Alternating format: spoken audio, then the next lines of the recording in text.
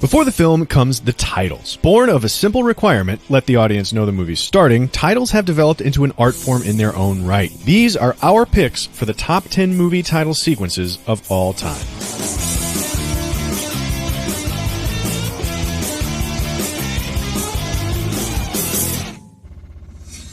One thing title sequences almost all have in common, the oldest holdover from the very start, is text. We love the type of King Kong and Dr. Strangelove and Alien and Spring Breakers, and does Star Wars count? We love Panic Room and A Clockwork Orange and Le Soufflé, and especially The Forbidden Room. And Femme et une Femme is an incredible runner-up, but for our number 10 pick, we think that Gaspar Noé's modern updating really improves upon the concept in Enter the Void.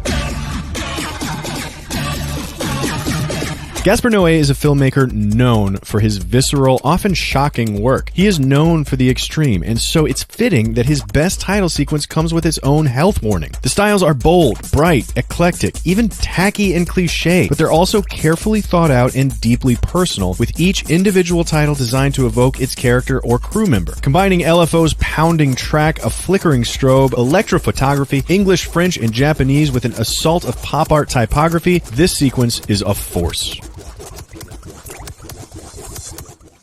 Eventually, generic title cards gave way to other innovations, and very early on, these involved filmed imagery. From montages like Personas, Seconds, and Do the Right Things, moody footage teases like Saboteurs or The Big Sleep, and we love dearly how designer Brownjohn combined footage with type by projecting it over the human body in From Russia with Love. But it's his second effort that gets this spot with Goldfinger.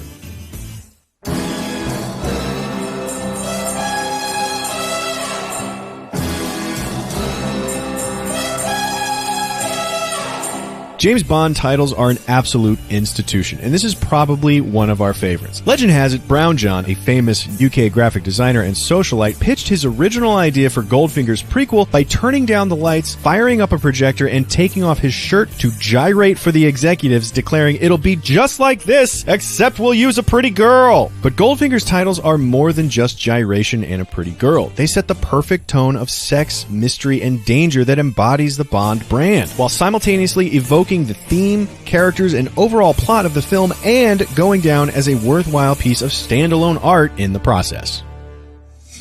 The cameras aren't the only way to get some movement on the screen. Some iconic title sequences ease the transition from the real world of outside the cinema to the fantasy space on its screen with a halfway stop at animation. These are credit sequences like The Pink Panther, How to Stuff a Wild Bikini, Robin Hood, A Series of Unfortunate Events, Those Magnificent Men in Their Flying Machines, Grease, and The Parent Trap. However, for our number 8 pick, we think that Catch Me If You Can takes the old with the new in the best possible way.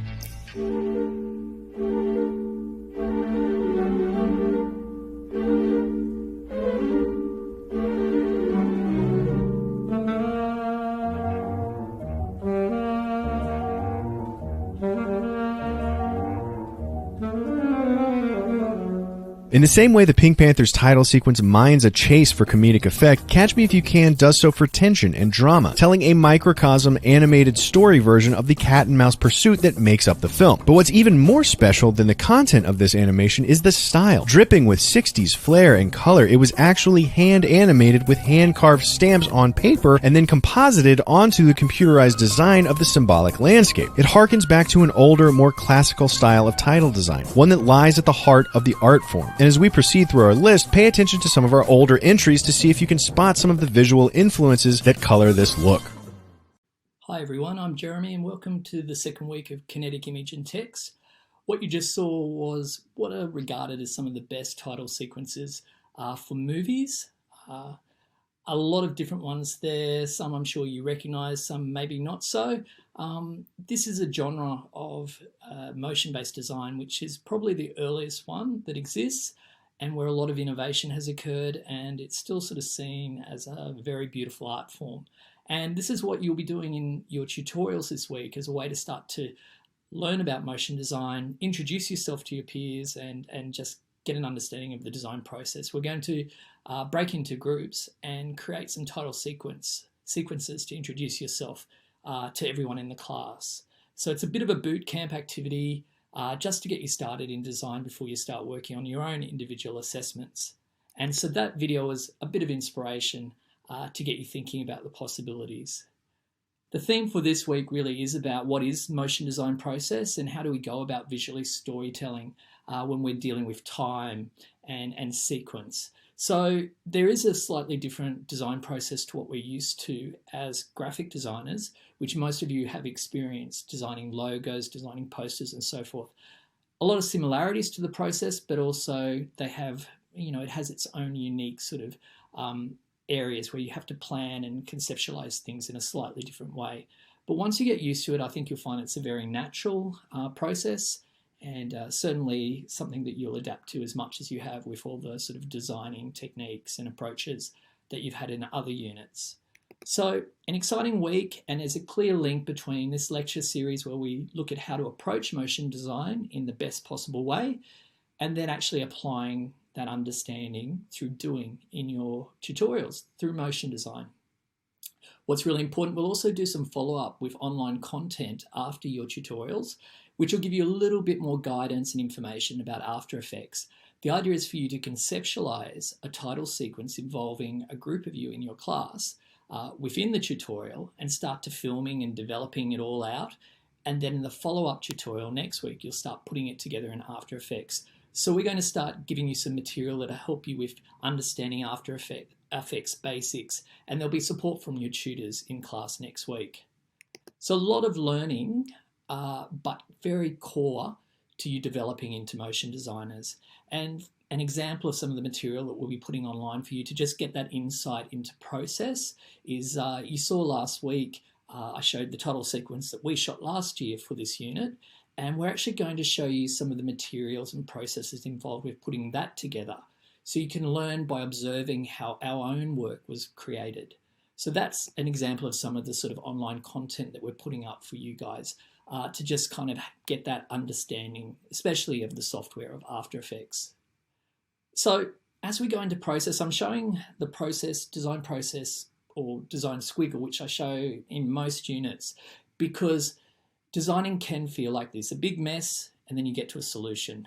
But to become a better designer, it's about understanding the different phases that we go through to get to that one solution, and making sure that you cover all of those phases and you're not just kind of meandering through the whole journey. There are different phases for motion design, but it is the same sort of experience, going into the unknown, developing concepts, experimenting, refining, and getting to your solution. I think what's really important though, you can actually fall even more in this context into the trap of having a vague idea and hopping on a computer and playing around with something like After Effects, which is the most complex Adobe software and something that can really take you down a rabbit hole. A filter can kind of influence your idea and the whole direction of your work, but more than anything, it's really integral that you stay away from the computer in the early stages, and the concept you develop is not defined by what you can do on the computer or what you stumble across on the computer. I really like this quote, and it comes from Design Essentials for the Motion Media Artist, a great book, and I'll be putting a lot of readings up in the next couple of weeks for you to look at. It says here about design process, it's tempting for the inexperienced digital media designers to start a project and dive straight into the software without developing a really clear idea of what it is they're intending to create. If you skimp on researching and planning your project, your results will suffer. Each stage in a project must be completed for it to be successful. So the problem that you have if you do jump into the software and you're just kind of throwing things together in there is that you might have some things that kind of look great, even if you are using generic filters and so forth, that could look a bit kind of attractive, but it's likely that you won't have a really strong concept. So what we'll be doing in the classes this week is staying in our process journals and really developing a concept and then working out how we do that on the computer, which is essentially how most strong motion designers operate. And I'll be talking more about process, in particular that sort of area of the process, in our second micro lecture. So more than anything, this is your key to good design this semester, and also for the entire first tutorial where we look at kinetic image and text. It's your process journal. So 4 tutorials this week. Bring an online sketchbook and bring some pens and pencils. because that's where you're going to conceptualize your ideas, ideate them, and then start working on them through the process that I'm going to outline. This is a broad idea of how you go about a lot of motion design. Now, there'll be slightly different processes or stages depending on what it is you're designing, if there's an element of animation, if there's a level of filmmaking. We work with different media in this context, and that can change the way we go about it. But this is a really great design process or workflow model for a lot of motion design work. I'm going to go through a bit more of a streamlined one in the next micro lecture, but overall, so you can kind of see what we're looking at as a process, we start through 6 phases to get to an outcome, your final piece of work. At the beginning, it's about defining the project and often keywords, just like we did in our first unit, visual communication design, which many of you might have had me teach you in that unit because that's my other unit I teach. We start by understanding what it is that we have to do. What are we designing? What are we aiming to communicate? Because again, it is about communication design at its core, in terms of our aim. From that, we move into this idea of sketching ideas. But the interesting thing in motion design, we start to work with the idea of storyboard because we're designing over time and with sequence. So this is the kind of extra stage that we're really kind of exploring when we look at process. From then, we actually start to really refine what is the visual style that we're creating. We have the concept fully fleshed out on a storyboard, but then we start to really understand aesthetically what it is that we're creating. And there's some certain stages to go through to really define a visual style. Once we have defined exactly what it is we're wanting to go with in terms of the aesthetics, we start to build the assets, and then we compose, animate, preview, film, do all the kind of media capture that we need to do, edit it together, and produce the work. Obviously, we're interweaving sound with it in many cases, so that you can see that there's many more stages to motion design than perhaps when we're doing a poster. But again, it's the same sort of thing of collaborating with people, refining ideas, the design process that we've all been kind of embedding in ourselves from unit to unit throughout the last couple of years. Where motion design is different is because there are so many specific stages, additional stages. It's very much a group-based production process. We need people to go out and scout locations. We need people to edit. We need people to design particular assets using high-end Photoshop artwork. It's, usually motion design, it won't be one person creating everything, but as motion design, the tools become much easier to use and social media becomes more and more motion-based driven. We are finding, though, many design studios, and that can be a design studio that consists of one person, are actually moving into this idea of actually taking a design-driven production model and actually doing all these different stages as well. So design-driven production is a term used to describe the business model that's kind of surrounding motion design. And this is the model which I just showed you and is a bit different to typical graphic design. Design-driven production is a hybrid of traditional film production companies and design firms. And I think you can really see that hybrid mixture of the two different industries coming together. Some also include the qualities of traditional advertising agencies. The entire range of pre-production, production and post-production can be found in a design-driven studio.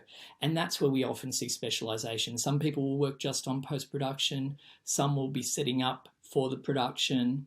Some people will be filming the work, so they're involved in the production process itself. So some of the creative roles in design-driven production are designers, animators, editors, art directors, writers, creative directors, and live action directors. On the production side, there are talent coordinators, producers, and executive producers. So you can see it can be bigger than Ben-Hur working on these sort of works. And typically that has been the basis of production in motion design. But as I said, as the type of software that's available to us and the demand for motion-based design increases, more and more it's the individual that's starting to produce these works, and you're having to be multi-skilled. I guess I wanted to emphasize this because it's a huge task what we're asking you to do with this unit. Normally you would be working and collaborating with specialists in the area. We want you to have a broad understanding of motion design and kinetic image and text. So we're having you work on assessments by yourself, they're individual assessments, but I guess we want you to know that this is just so you can understand the overall process. You're involved with conception, you're developing skills in all the different areas, but when you do go into industry, you are very likely to find you'll be collaborating with people at these different stages as well. So I guess a question could be, of all the different projects you could do in motion design, why are we starting the KIT bootcamp? Why do we keep having this emphasis on title sequences? I think because they encapsulate in a very small piece of design that brings together all the principles, all the different approaches, all the possibilities of motion design. A film's opening titles, as John Krashner said, it says here, a film's opening titles are the first images that viewers experience once the lights are dimmed. Since the 1950s, title sequences have evolved as a form of experimental filmmaking in commercial motion pictures. A film's opening credits are designed to create the context of a film and establish expectations about its atmosphere and tone. So getting the design right for an opening sequence is integral to engaging the audience and having them on side when the story starts. It creates this mood, this anticipation. In many ways, it's kind of the motion-based version of a book cover for a novel, which I'm sure you've all designed a couple of book covers in previous units. It summarizes, it has impact, it communicates complex ideas, but in a beautifully simple way, and just engages. So it's a really good starting point for motion design before you maybe specialize in slightly different projects in your assessment. So it's the first place in graphic design also that merged with film, and that's why I think it's really nice if we start with designing this space. Essentially, this is where motion design emerged. It was typography experts that started to work in film. People like Saul Bass developed a genre, an area of design that just was not in existence before. There was filmmaking and there was graphic design, but they were never linked before. So it started to create a whole new career specialization, and then it served to influence what we started to see in TV advertising and TV titles, music videos. All of a sudden, this kind of design aesthetic went into what was being filmed, and we had this really beautiful area of design that had motion and had its own kind of energy and career path. So title sequences are it's a really appropriate place to start, I guess, in this unit. Animated title sequences are the prelude to a film and television show. They can engage an audience by hinting of what is about to happen. Good compositions arrange visual elements into a harmonious whole. They can give hints of mood and plot, so they're a great design challenge. So these are all things I want you to think about when you go in your tutorial. It's not just about you playing around. Think of it as a title sequence, what you're creating, and how you might start to define a particular mood and vibe for introducing everyone, and how are you going to best communicate that. And what's interesting is there is actually this trend now where movies are even having their title sequences at the end. So there's this whole inversion kind of happening as well. So like all areas of design, ever evolving and ever changing as well. So there's never a set convention. In terms of starting to think of what you're going to do for your own title sequence, maybe just make a quick decision. There's two different directions you can go in terms of approaches. But what's interesting is more and more we see people going between these two approaches. So there is a spectrum of approaches of the abstract title sequence, which you can see there, to live action with characters. Now you might veer towards the live action if you want to have a bit of a play with filming yourselves in the tutorial this week, but I encourage you, you're going to need to add some typography, but you can play around with abstraction as well. In the next micro lecture, I'm going to go into a lot more detail of that workflow model that I just showed you before and unpack the different steps so we really understand what we're doing as we go about developing an idea. And speaking of visual influences, for our number 7, somewhere between typography and animation lies graphic design. Brilliant, simple, iconic, expressive, and symbolic. It was the advent of the bold graphic design title that had Otto Preminger write a letter to the projectionist instructing them to pull curtain before titles, ushering in a new era of relevance, where before they might not have. Think Auntie Mame, Fahrenheit 451, Boys Night Out, Thank You for Smoking, The Good, the Bad, and the Ugly, The Thomas Crown Affair, Women on the Verge of a Nervous Breakdown, and its ancestor, Funny Face. But for this slot, we're giving it to probably the second most important title designer of all time, Maurice Binder. And while we love The Mouse That Roared, Damn Yankees, and Charade, we're going back to the Bond sequence that started it all with Dr. No.